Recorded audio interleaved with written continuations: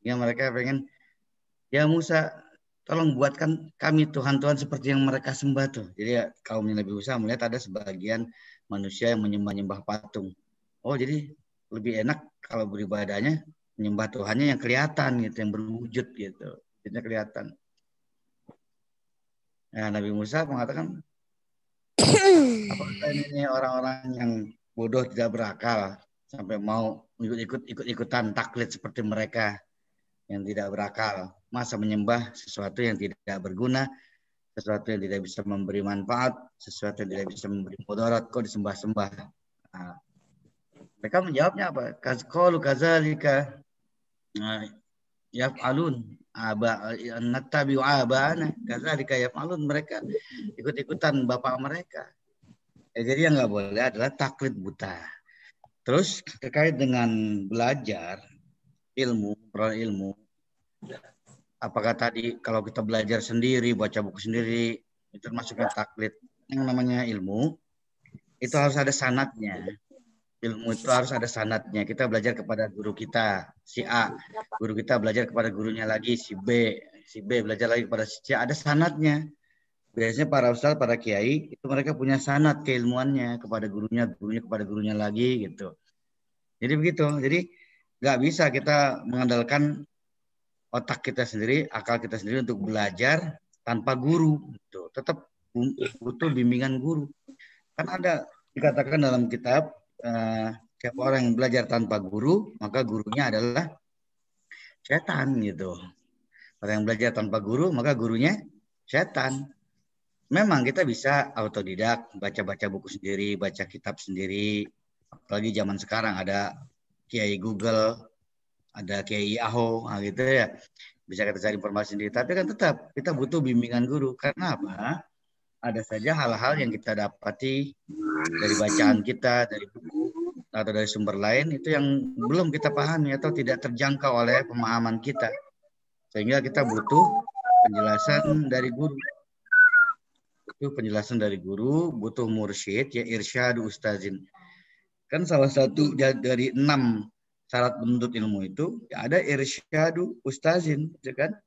Itu di kitab Ta'limul Ta'lim ada tuh, Salman hafal tuh, ada 6 syarat penuntut ilmu. Apa aja tuh? Lan tanawalal ilma illa bisitatin. Nah, kamu nggak akan bisa mendapatkan ilmu kecuali dengan 6 hal. Apa satu? Yang pertama? Saumbik rotin. Zakaun wahirsun wastibarin. Zakaun wahirsun, terus? Wastibarin wabulgotin wa irsyadu ustazin wa tulis zaman. Ada 6 kan? Zaka harus cerdas. Ya, emang tiap manusia itu pasti diberikan modal kecerdasan oleh Allah Subhanahu wa taala. Pasti tiap orang tuh punya kecerdasan. Cuma tingkat kecerdasannya mungkin beda-beda. Jadi nggak ada, kalau kata Profesor Aziz, nggak ada orang yang bodoh, nggak ada siswa yang bodoh, nggak ada yang murid yang goblok, yang tolol, nggak ada.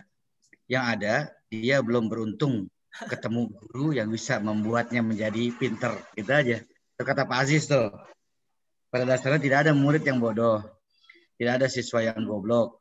Tidak ada siswa yang on. Yang ada, dia belum beruntung bertemu guru yang bisa membuatnya pintar. Gitu, itu kata Pak Aziz. Gitu. Memang modal awalnya zakain. Ya, zakat, kecerdasan. Terus apalagi hirsin, rakus sebetulnya. Hirsin itu rakus. Artinya rakus itu punya kemauan yang kuat, punya semangat yang kuat, kemauan keras, ambisi untuk bisa belajar, untuk mau menuntut ilmu, punya rasa ingin tahu, punya sifat kepo. Nah, kepo itu bagus sebetulnya, rasa ingin tahu. Orang kalau kepo itu akhirnya belajar, pengen tahu. Nah, gitu. Tapi jangan dimaknai negatif mulu kepo itu. Ya. Wahirsin, apalagi tadi wastibarin, sabar, harus sabar. Ya, baik yang belajar maupun yang ngajar. Ada kalanya yang belajar sabar ngikutin pelajaran gurunya. Gurunya yang enggak sabar. Ya, ada kalanya gurunya sabar ngajar murid yang pada bandel, muridnya yang enggak sabar. Tidak harus sabar dua-duanya. Ya, apalagi tadi zakain, wahirsin, wastibarin, apalagi wabulghatin, bulghah, biaya. Tuh ada biayanya, kudu punya biaya. Kita mau kuliah kalau nggak ada biayanya susah juga. Cari beasiswa belum dapat. Mau beli buku nggak ada duitnya. Mau ikut kuliah Zoom paketan cekak. paketannya habis. Aduh, mana mau kuliah sama Pak Taufik ikut Zoom. Waduh, paketannya cekak ya. Ntar minta sama Salman loh, banyak dia paketan. Harus ada buku. Ya tinggal kirimnya nomornya ke Salman, tadi isiin paket 100 giga tuh buat setahun. Ada bulgoh, ada biaya, ongkos. Apalagi wa bulghatin wa irsyad ustazin, bimbingan ustadz, bimbingan guru itu harus ada. Bukan berarti kita tidak boleh autodidak. Bukan berarti kita tidak boleh mutolaah, mengkaji kitab-kitab sendiri, membaca buku-buku sendiri. Boleh, itu bagus untuk mendalami pemahaman kita, memantapkan pemahaman kita. Tapi tetap kita butuh bimbingan seorang guru. Kenapa? Karena tadi ada saja hal-hal yang dalam bacaan kita, di buku, di kitab yang kita baca, ada hal-hal yang mungkin belum kita pahami, nggak bisa kita pahami, nggak sampai pemahaman kita ke situ, dan kita butuh bimbingan guru. Nah, kayak tadi yang anak dokter itu, ya, dia autodidak, belajar dari buku-buku bapaknya nggak pernah ngajarin, dia nggak belajar sama dokter, nggak berguru sama guru yang dokter, cuma baca dari buku-buku bapaknya. Akhirnya apa? Harusnya dibacanya habbatus sauda, habbah sauda itu jintan hitam ya. Nah, saya rutin minum tuh tiap hari, alhamdulillah. Bagus itu habbah sauda, itu ya menjaga stamina, apalagi di zaman Covid begini nih. Ini si Covid belum pergi-pergi juga Covid ya. Lah di TV masih diumumin Covid lagi. Mabuk tiap hari beritanya Covid mulu. Kapan mau pergi si Covid? Ya habbah sauda dia salah baca tuh Salman. Namanya di kitab kadang tulisannya suka nggak jelas, titik-titiknya nggak jelas. Kan gundul kitabnya tuh, botak. Dibacanya hayatus sauda, ular hitam. Bukannya jintan hitam dibaca ular hitam. Akhirnya orang pada dikasih ular hitam, bukannya sembuh sakitnya malah modar malah pada mati ya. Ular beracun, ular hitam. Nah, itu akibat baca buku tanpa belajar dari guru. Jadi sebetulnya autodidak, baca buku, baca kitab itu bagus. Memang Allah suruh kok. Allah suruh kita banyak baca. Allah yang suruh kan, di wahyu pertama aja Allah udah perintahkan iqra. Tuh, ya enggak? Ya kan? Iqra, baca tuh. Baca. Tuh. Jadi memang kita disuruh baca-baca, tapi tetap kita butuh irsyadu ustazin, bimbingan ustadz, bimbingan guru. Tuh. Jadi kita kalau mau awalnya taklid, kalau kita belum mampu untuk mencari sumber referensinya, nggak apa-apa, taklid dulu untuk masyarakat awam. Yang nggak boleh kan taklid buta. Taklid buta hanya ikut-ikutan aja. Nah, kalau taklid untuk masyarakat awam, kita boleh di awal-awal, dalam artian jangan seterusnya, selamanya kita pada posisi taklid. Apalagi untuk kaum terpelajar, akademisi. Ya, kita harus naikin level kita ke level ittiba gitu. Di atasnya ittiba itu mujtahid. Nah, kita belum sampai pada level mujtahid, ya. Belum, jauh kita mah, belum apa-apanya. Kita masih naik turun kita, kadang kita taklid, kadang kita ittiba. Ada satu perkara yang kita nggak tahu dalilnya, sumbernya, rujukannya, referensinya. Nah, kita pada posisi itu kita turun lagi ke taklid. Turun ke taklid kita. Nggak apa-apa. Tapi tetap jangan selamanya kita diem pada posisi taklid. Nah, kita berusaha untuk bisa naik menjadi ittiba. Kalau udah para ulama-ulama kayak selevel Imam Syafi'i, imam mazhab tuh udah level mujtahid. Levelnya udah mujtahid dia, Imam Syafi'i, Imam mazhab Imam Hanafi, Hambali, Imam Maliki, semua itu udah levelnya mujtahid. Kita belum sampai ke level itu. Ya, masih jauh kita. Ya. Jadi kita masih bisa di level ittiba, bahkan kadang turun ke taklid kalau ada hal-hal yang kita ikuti tapi kita belum tahu sumber rujukannya. Berusaha untuk tahu. Gitu. Tadi irsyad ustadzin. Yang terakhir apa tadi? Tulus zaman. Yang keenam ya. Yang keenam tulus zaman. Artinya butuh waktu yang panjang ya. Butuh waktu yang panjang. Jadi namanya belajar itu nggak bisa simsalabim abrakadabra jadi apa? Nggak bisa itu. Itu Pak Tarno yang bisa itu. Ya. Tes. Putus lagi. Halo, putus. Lanjut, Zat. Halo. Putus sambung. Enggak, Zat, lancar. Lancar, Zat. Putus enggak? Enggak. Lancar. Putus kayaknya ya? Enggak ada yang putus. Ya. Memang tadi sampai yang keenam ya tadi ya. Tul zaman. Zaman. Ya, tul zaman ya. Tul zaman artinya butuh waktu yang panjang, butuh waktu yang lama. Kita belajar nggak bisa simsalabim. Nggak bisa belajar itu langsung kayak makan cabai atau makan sambal, begitu dimakan langsung berasa pedas, nggak bisa. Kita butuh waktu. Ya, memang untuk memperoleh satu ilmu, tiap orang punya speed yang berbeda-beda. Ada speednya berbeda-beda ya. Ada yang cepat bisa nangkap, ada yang lambat gitu.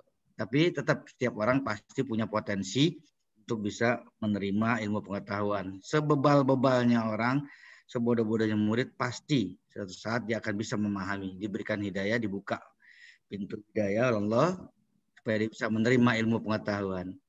Kayak kisah yang Chandra pernah ceritakan tuh, Ibnu Hajar ya. Ya. Ibnu Hajar Melihat Al-Asqalani. batu. Ya. Ya, kenapa? Iya, kenapa dia dinamakan, dia punya julukan Ibnu Hajar? Itu bukan nama sebenarnya. Ada yang tahu nama sebenarnya siapa? Ya, yang ngarang kitab Bulughul Maram. Kitab hadis tuh Bulughul Maram. Ini, tadi kuliah hadis nggak tadi? Kuliah. Tadi kuliah hadis nggak? Iya. Kuliah. Ibu Nadia ya?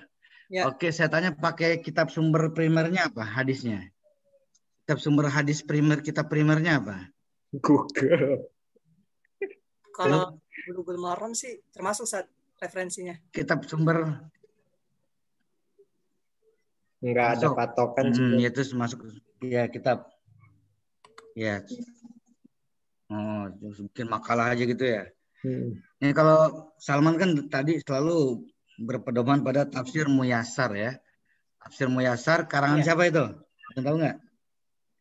Karangan Dr. Aid Al-Qarni. Ya, karya Dr. Aid Al-Qarni yang menulis kitab buku La Tahzan itu. La Tahzan dan Be Sad, jangan bersedih. Itu Aid Al-Qarni. Seorang ahli filsafat juga, tasawuf juga. Ya. Nah, jadi itu ya, kita boleh taklid, tapi yang nggak boleh taklid buta. Dan kalau kita sebagai pelajar, akademisi, orang yang bergelut di bidang ilmu pengetahuan, itu jangan selamanya kita memposisikan pada posisi taklid. Kita harus naikin ke level ittiba. Syukur-syukur kalau kita bisa sampai level mujtahid, ya level mujtahid, ya. Nah, walaupun itu nggak gampang persyaratannya, susah. Apalagi tadi yang didiskusikan. Nah, jadi intinya boleh autodidak, baca-baca buku. Itu memang Allah suruh kita banyak baca, ya. Bahkan bukan cuma buku yang dianjurkan dibaca, bukan cuma Al-Quran. Kan ayat-ayat Allah itu ada ayat-ayat Al-Qurannya, ada ayat kauniyah, ada dua tuh. Ada ayat Quraniyah, ada ayat kauniyah. Yang kita baca Al-Quran itu disebutnya ayat Quraniyah yang dibaca. Tapi alam semesta ini juga ayat-ayat Allah. Penciptaan langit, bumi dan isinya, matahari, bintang, bulan, binatang-binatang, laut, gunung, itu semua ciptaan Allah itu termasuk ayat-ayat Allah. Dan itu juga harus kita baca. Kita baca itu kan, kita pelajari, kita baca, kita telaah, kita kaji. Itu namanya ayat-ayat kauniyah, ayat kejadian alam. Nah, ayat kejadian alam itu harus kita baca. Bahkan Allah nyuruh kita memperhatikan penciptaan alam ini. Ya, tafakkaru fi khalqillah wala tafakkaru fi zatillah. Pikirkanlah, renungkanlah, kaji apa yang Allah ciptakan. Jangan kamu memikirkan bagaimana zat Allah. Ya, kita nggak boleh memikirkan zat Allah seperti apa, tapi yang Allah suruh kita pikirkan, renungkan, kaji, telaah, amati itu ciptaan-ciptaan Allah. Suruh kita perhatikan. Allah nyuruh kita perhatikan. Coba deh lihat di surat Al-Ghasyiyah itu. Ya kan? Allah memotivasi kita untuk memperhatikan alam semesta. Afala yanzuruna ilal ibili kaifa khuliqat, gitu ya.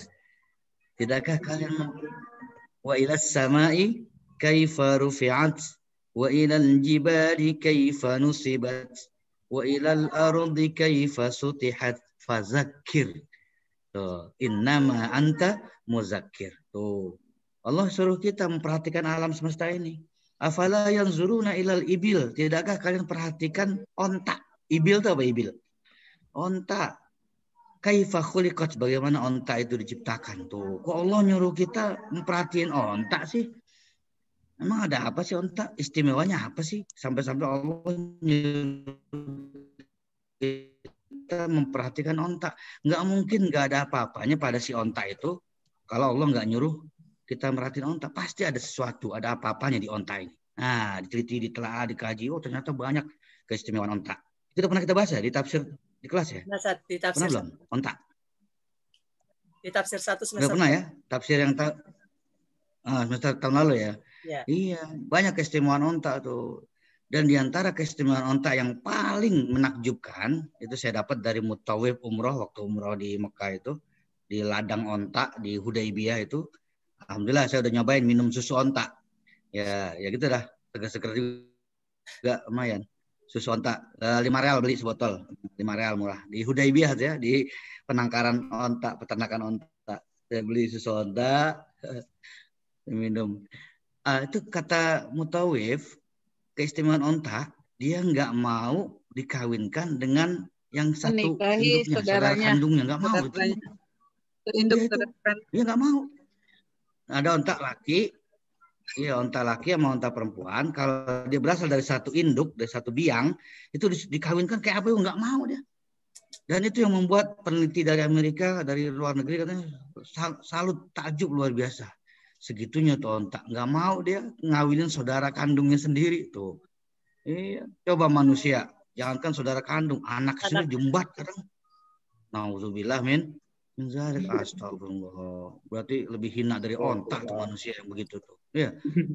Iya. Nah, jadi Allah menyuruh kita memperhatikan alam semesta. Afala yanzuruna ilal ibil, onta tuh. Apalagi wa ilas samai kaifa rufi'at, dan langit bagaimana Allah tinggikan tanpa ada tiang tuh. Ya, bi ghairi amadin tarawunaha. Allah meninggikan langit tanpa tiang kau melihatnya. Tuh enggak ada tiangnya di langit tuh. Kalau rumah kita ada tiangnya. Wa ilas samai kaifa rufi'at tuh. Lihat di langit ada apa? Ada bulan, ada bintang, ada matahari dan lain sebagainya, ada planet-planet lain, ya.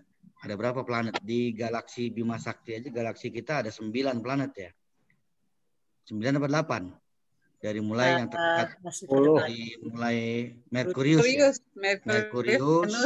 Venus, Bumi, Mars, Jupiter, Saturnus, Uranus,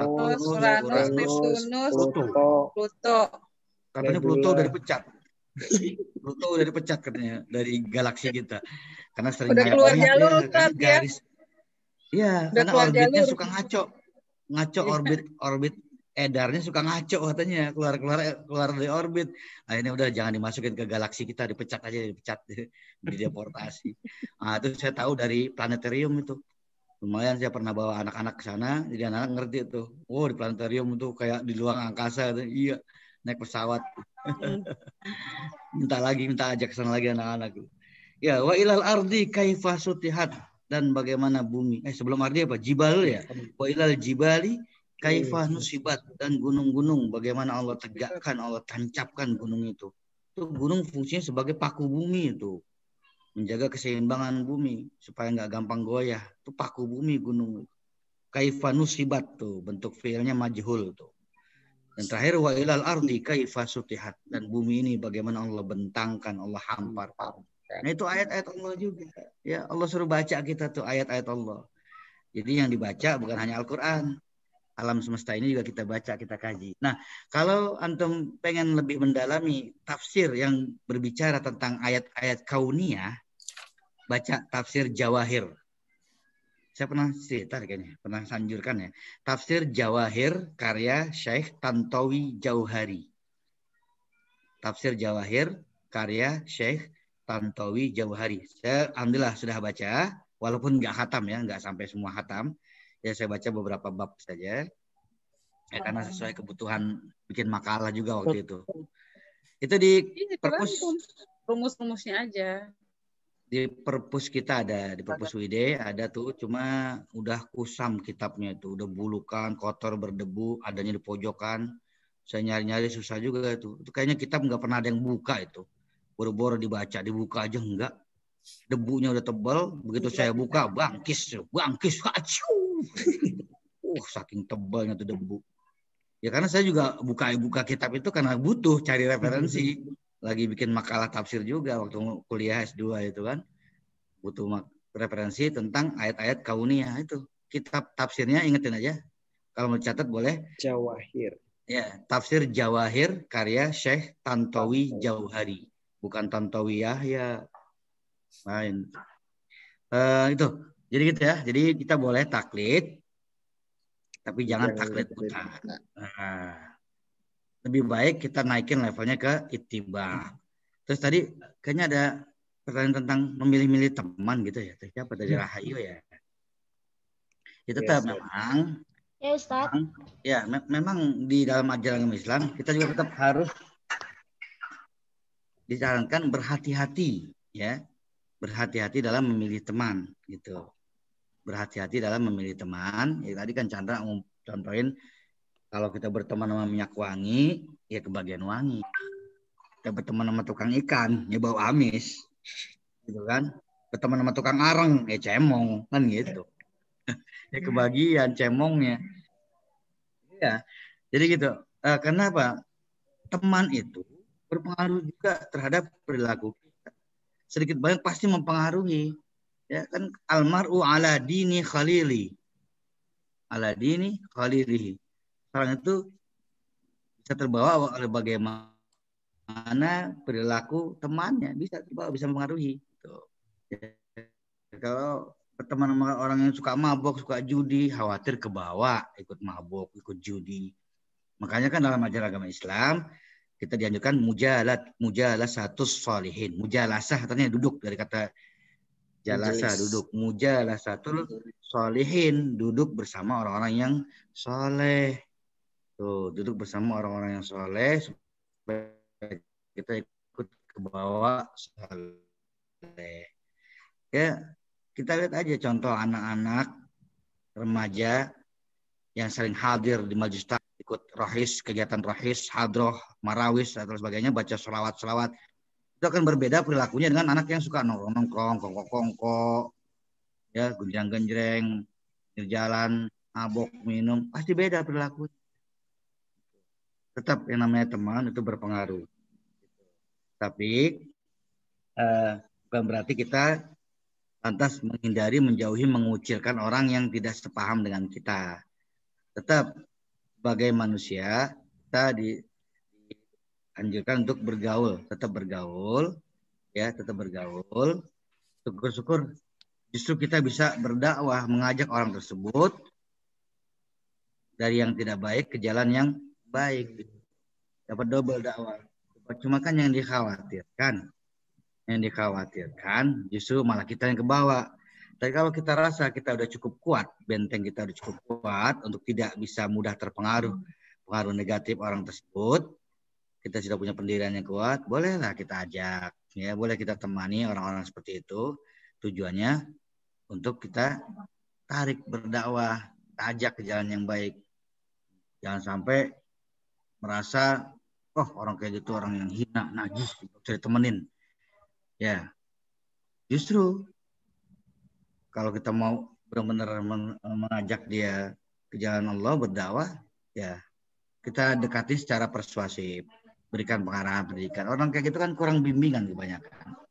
Apalagi generasi muda. Generasi muda itu, apalagi generasi muda zaman sekarang, itu banyak yang katakanlah mengalami dekadensi moral, kemerosotan akhlak. Seminar kemarin tentang itu ya, tentang akhlak ya, saya jadi inget tuh. Ya, yang bukunya ini. Udah ya, udah selesai ya? Udah. Nah, ada lagi tuh, besok ada. Lagi, Atabik. Besok ada, ya, Dr. Atabik. Terus ada lagi bukunya ini nanti di tanggal berapa tuh?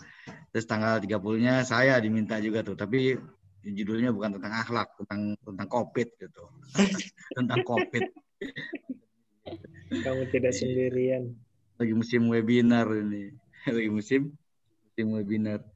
Ya, jadi generasi muda yang mengalami dekadensi moral, kemerosotan akhlak, kenapa bisa begitu? Pertama, satu, karena dia mungkin kurang perhatian dari keluarganya cenderung masa bodoh, cuek, anak gimana masa bodoh amat lah, terserah lu mau jadi apa kek, pokoknya dibilangin susah sama orang tuanya. Akhirnya orang tua bilang udah daun serai di sayur lodeh gitu. Daun serai di sayur lodeh, terserah lodeh. Iya, itu namanya daun serai di sayur lodeh. terserah lo deh. Nah, anak-anak begitu akhirnya dia cari perhatian di luar. Jadi sebetulnya kekurangan figur. Anak-anak muda kayak gitu kekurangan figur, kekurangan contoh, kekurangan tauladan. Siapa yang bisa dia contoh, dia teladani? Dia butuh figur yang bisa membimbing dia.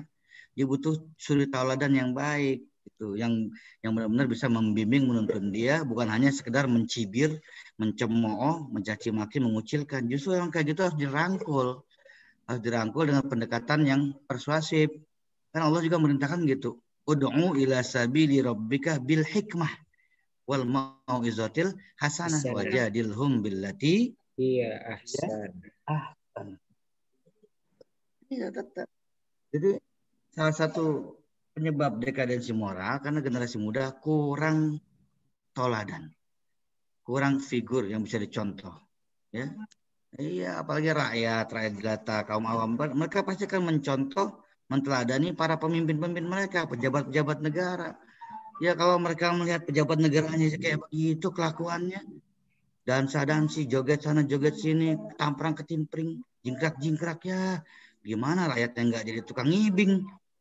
Pejabatnya pada jingkrak-jingkrak, joget-joget, itu kan nyari contoh yang begitu. Mereka butuh figur, makanya jangan heran kalau banyak rakyat protes, menyampaikan kritik, demo, dianggapnya anarkis, dianggapnya radikal, dianggapnya makar. Padahal hanya menyampaikan kritik. Apalagi yang ikut demo, kadang ada diantaranya anak-anak yang masih belum ngerti. Akhirnya pemimpinnya bilang pejabatnya itu, lu nggak ngerti apa-apa ikut-ikutan demo. Nah, tuh anak pintar lagi jawabnya, daripada bapak nggak ngerti apa-apa jadi pemimpin, lu dibalikin. Kan nggak enak begitu. Ya, jadi gitu. Jadi untuk berteman, ya boleh-boleh saja kita berteman dengan siapapun.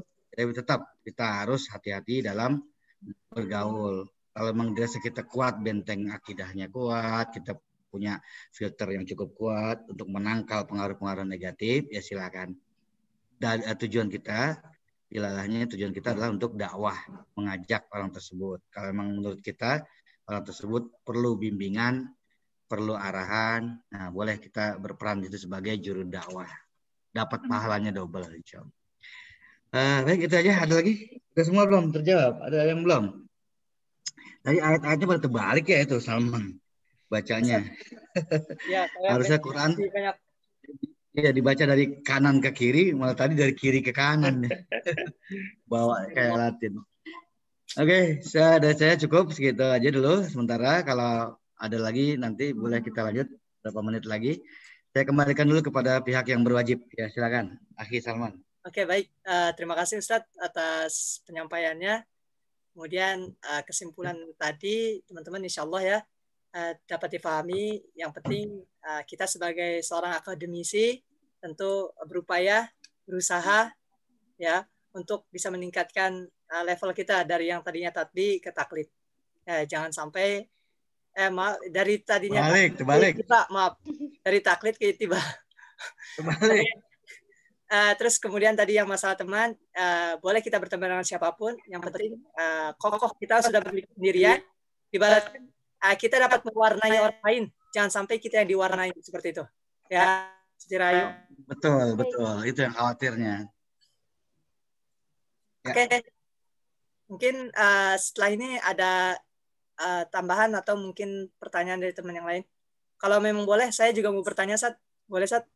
Ya. Tadi kan masalah ilmu itu kan harus ada sanadnya gitu. Ya, betul. Dan sering kita dengar, kalau saya pribadi ya, kadang-kadang teman saya yang penghafal Quran, kadang-kadang belum ada sanadnya, nanti hafalannya cepat lupa dan lain sebagainya gitu. Saya dengar seperti itu. Iya. Ya, itu apakah benar mempengaruhi Sat? Ketika maksudnya hafalan dia agar lebih mungkin, dia harus punya sanad diikat dengan ijazah sanad dan lain sebagainya gitu. Karena maksudnya mungkin bisa dijelaskan seputar itu. Kemudian seputar tadi yang masalah mujtahid, kalau Imam Syafi'i, kemudian imam-imam terdahulu tentu wawasan mereka, beliau-beliau ini luas gitu. Mungkin apakah mujtahid di masa sekarang itu bisa kolaborasi, Sat?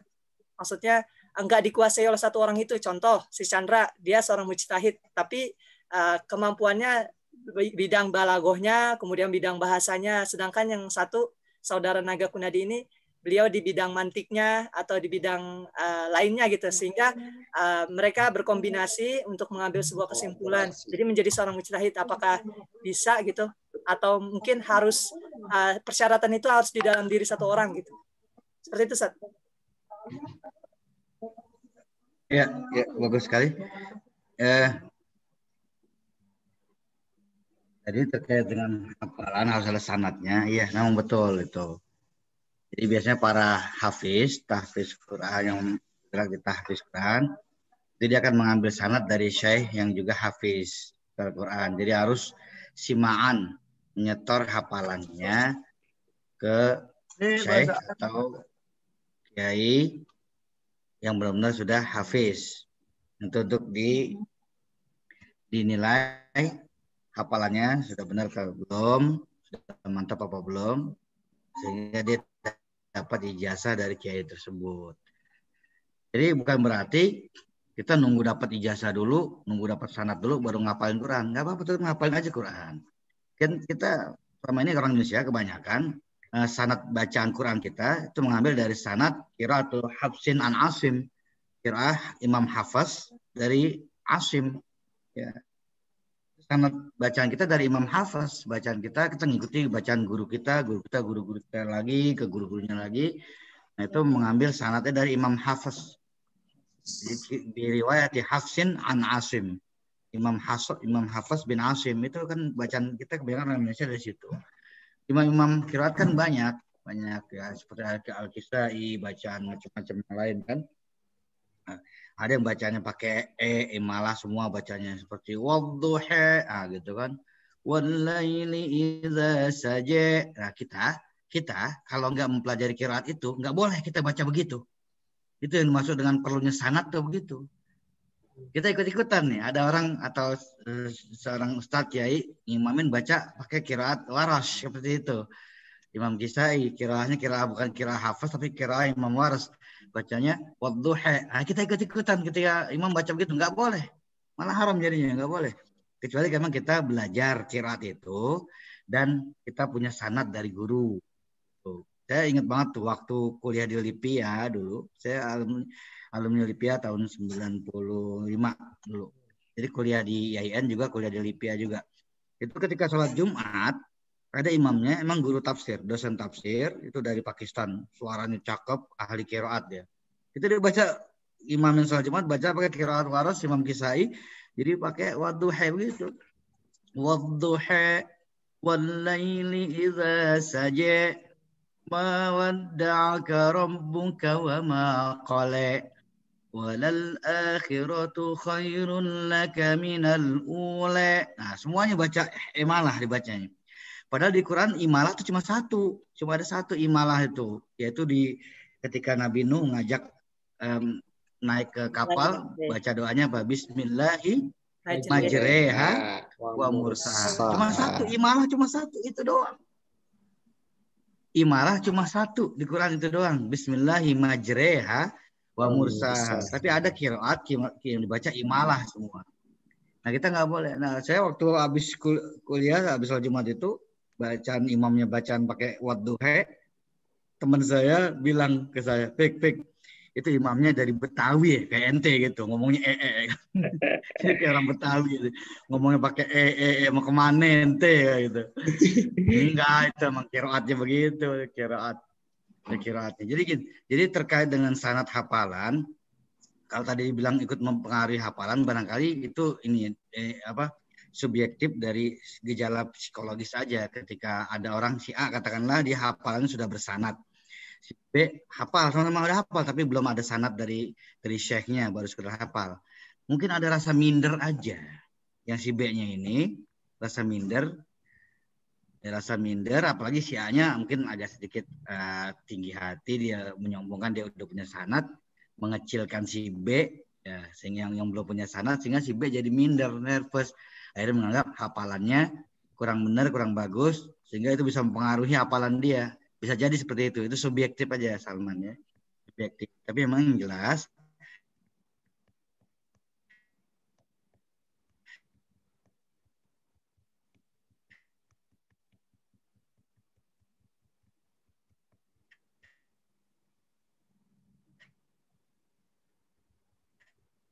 Halo, Ustaz.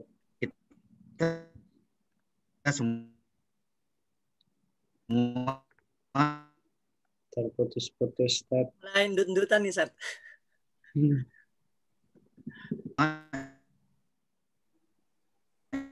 ilmu ada sanatnya. Termasuk juga hafalan Quran, bacaan Quran, ada sanatnya. Ya saya gurunya lagi gitu, ada sanatnya. Nah ini guru bukan sombong, maaf, ya. Anak program tahfiz Quran juga. Alhamdulillah. Wah, udah habis paketnya kali ini. Nah, ntar kalau habis saya lapor sanatnya ke Pak Kiai. Kiainya udah hafiz Quran ya, yang di pesantren hafal Qurannya ya, guru besar belum lama meninggal nih. Kiai Nur Muhammad Iskandar As-Siddiqiyah. Ya belum lama meninggal dunia. Inna lillahi wa inna ilaihi raji'un. Rahimahullah wa rahmatullahi wa barakatuh. Jadi begitu Salman ya. Terus yang kedua apa tadi Salman? Lupa saya itu. Yang mujtahid, Sat. Tapi mujtahid tidak. Mujtahid ya.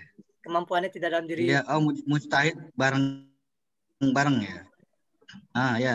Ya, yang dikatakan mujtahid itu kan nggak hanya dalam satu bidang ilmu gitu. Nggak hanya dalam satu bidang ilmu. Bisa aja seorang yang ahli di bidang kedokteran, dia bisa menemukan suatu hal yang baru, inovasi baru di bidang kedokteran, bidang medis, di bidang dunia kedokteran lah, pokoknya segala penyakit, segala macam, dia bisa menemukan sesuatu yang baru, bisa dia dikatakan seorang mujtahid. Sebagai seorang mujtahid di bidang kedokteran, gitu.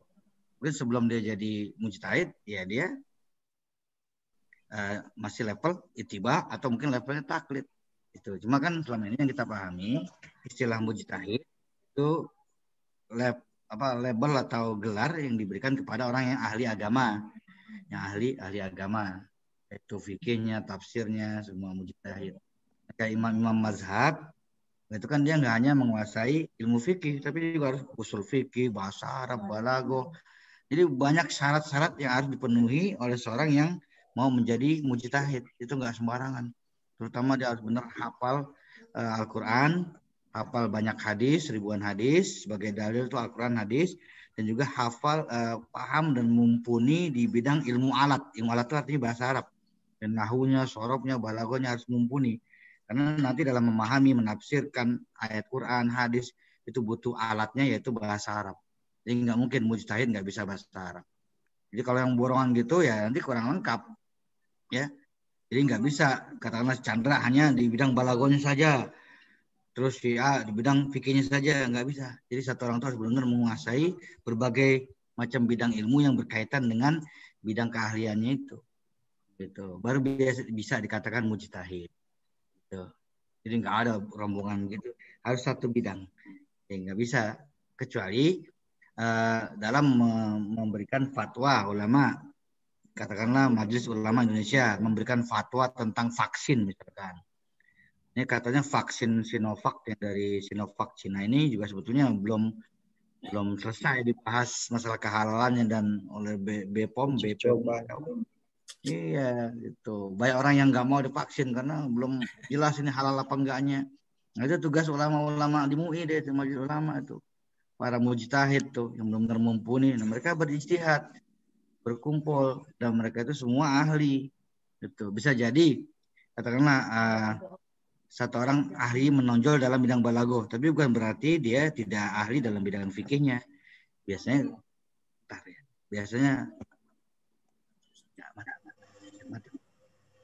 ya, tapi memang biasanya ilmunya itu multi. Kalau udah mujtahid itu multi talenta, multidisipliner ilmunya, nggak hanya satu bidang. Ya katakanlah kayak saya nih, maaf, saya kan spesialisasi di bidang pengajaran bahasa Arab karena kuliah saya di situ.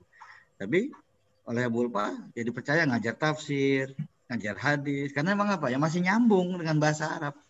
Karena saya udah kuasai alatnya, insya Allah saya bisa buka pintunya kan gitu. Ya tafsir, kitab-kitab tafsir berbahasa Arab, kitab hadis berbahasa Arab.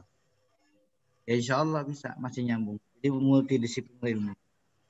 Jadi begitu ya, terkait fatwa biasanya memang seorang mujtahid tidak sendiri ya dalam memutuskan sebuah hukum, satu hukum dari suatu perbuatan, satu hal, itu mujtahid biasanya memang keroyokan, disebut dengan ijma' ulama.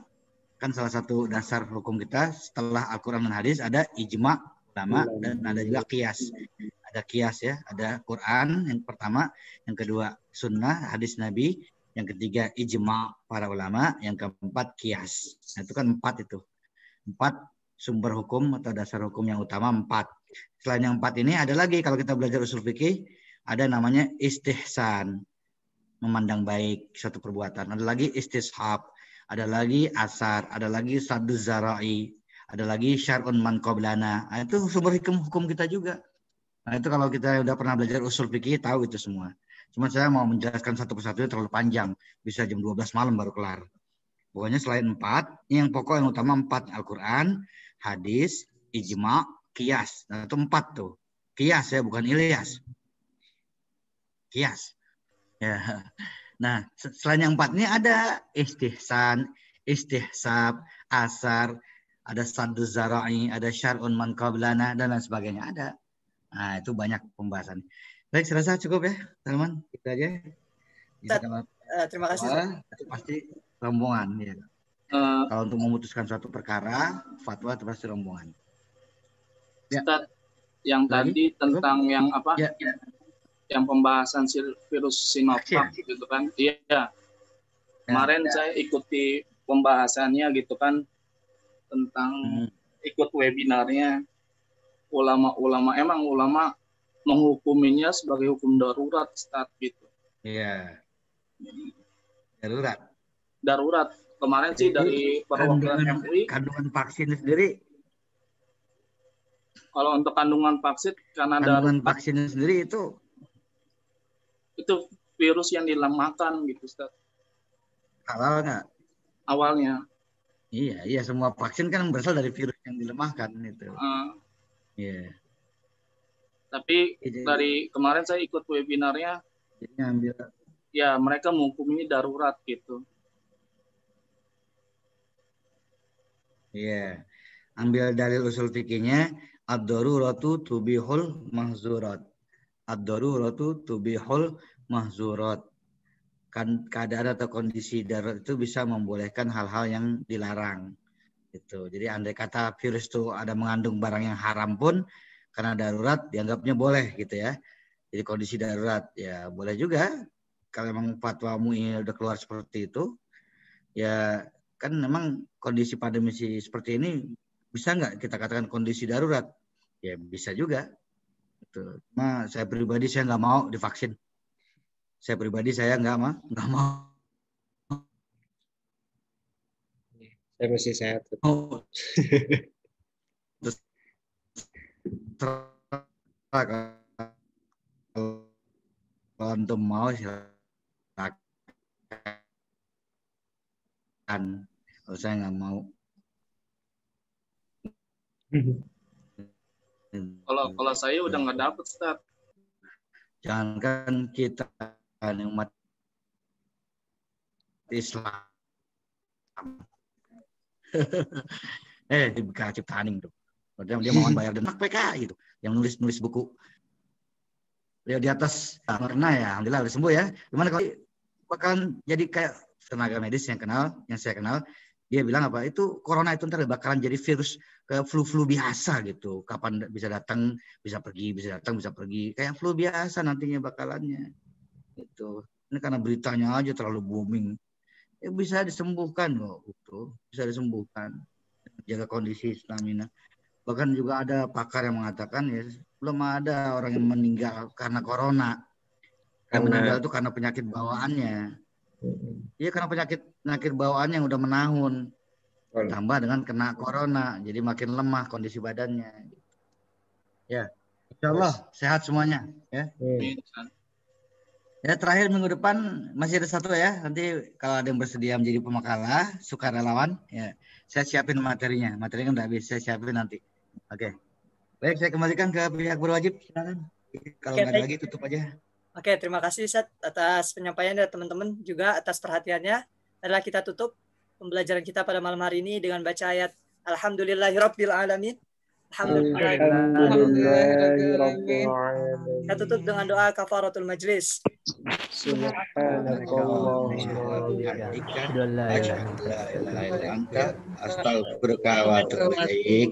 Kami dari kelompok Maaf apabila banyak kesalahan pada pembelajaran atau narasumber kami pada malam ini. Assalamualaikum warahmatullahi wabarakatuh. Waalaikumsalam. Terima kasih Saya Ustaz. juga pamit ya. Ya, sama-sama. Sampai ketemu. Sampai ketemu di podcast lagi.